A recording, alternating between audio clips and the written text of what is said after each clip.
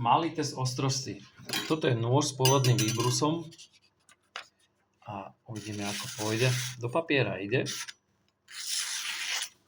ale sem tam otrhá. Chcelo by to prebrúsiť. Nož je tak veľmi ostrý, ale už má nedostatky. Tento je mnou brúsený, ten je jak žiletka. To je úplne o niečom inom.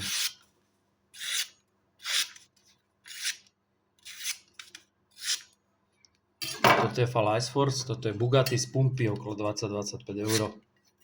Prebrúsený, výborne ide. Toto je 4,5 € z AliExpressu z dobrej ocele.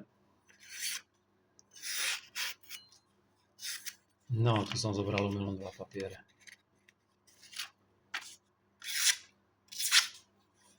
A toto je tiež 5 € z AliExpressu. Dobrá oceľ, jednoduchý kus plechu, zakalený, popustený, vložený do plastovej rukovete. Nož má túto 2 zúbky, ale to už som neprebrusoval moc hlboko, nech nemínam materiál.